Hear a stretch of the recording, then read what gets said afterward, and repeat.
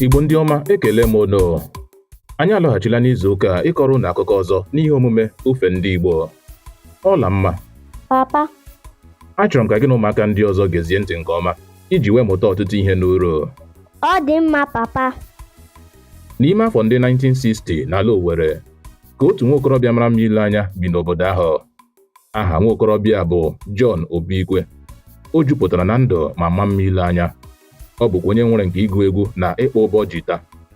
N'ihi nke a, o nweghị ogbe ntụrụndụ n'ala Owerri nke na-amaghị onye ọ bụ. Ọtụtụ ụmụ agbọghọ nọrọ na-esogharị ya n'oge ahụ dịka ijiji n'ihi mma ọ mara na nka ya. John Obikwe nwere ụmụnne ndị nwoke atọ ndị ọzọ. Ya onwe ya bụ nke kacha dị nta n'ime ha. Oge agha Biafra malitere, ndụ ntụrụndụ pịachiri n'ala Owerri. John Obikwe na ụmụnne ya atọ ndị ọzọ wee lakpuo n'ihi na nna ha achọghị ka a kpụrụ ha n'ike gawa ọgbọ agha. Ma nna ha gawara n'ọgbọ agha bụ ebe ọ nọ nwụọ n'ihu agha. Oge agha ahụ kwụsịrị, ha chọpụtara na nna ha nwere nnukwu ala na Port Harcourt nke dị nso mahadum Port Harcourt. Ha gara ozugbo wee ree ala ahụ. Ndị nke okenye atọ kere ego ahụ n'onwe ha, ma ha enyeghị John Obikwe nke ya n'ihi na ha hụrụ ya dịka onye na-etorubeghị inwe nkwutunkwu ego dị otu ahụ. John Obikwe wee wee iwe nke ukwuu. Ọ gwara ha ka ha nye ya ego nke ya, mana ha jụrụ ma gwa ya na ha ga-enye ya ego nke ya naanị mgbe o topụtara ihe ji nwoke eme. N'iwe, John Obikwe chịkọtara akpa ya wee gwa ụmụnne ya na ya ga-apụ mana ha agaghị ahụkwa ya anya ọzọ ya bụrụ na ha enyeghị ya ego nke ya.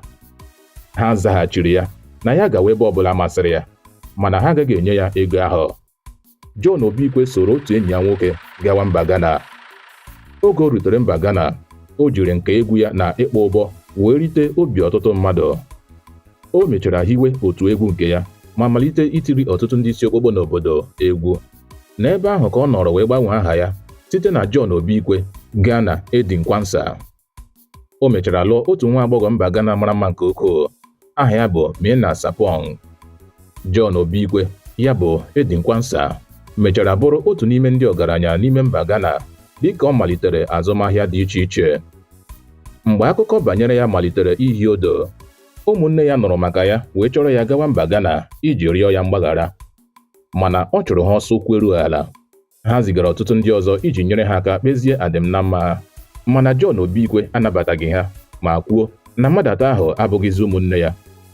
Ụmụnne ya mechaziri gakwuru ndị otu egwu Peacock ma rịọ ha ịkụrụ ha egwu iji rịọ nwanne ha rịrịọ mgbaghara. Ọla mma, ị nụla egwu ahụ? Quansa o bio bio. Ee, Papa.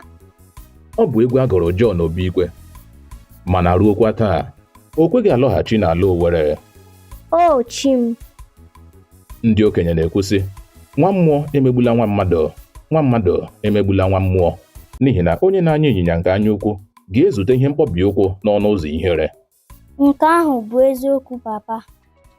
N'ebe a ka anyị ga-achịsa ọwa nke taa. Ọla mma, anyị ga-alawa. Imeela, Papa. Imeela. Onye ọma m, tutu ruokwa n'izu ụka ọzọ. Ka emesịanụ. Ka emesịanụ. Ngwa kọba n'ọba soshal midia chanel anyị ugbu a.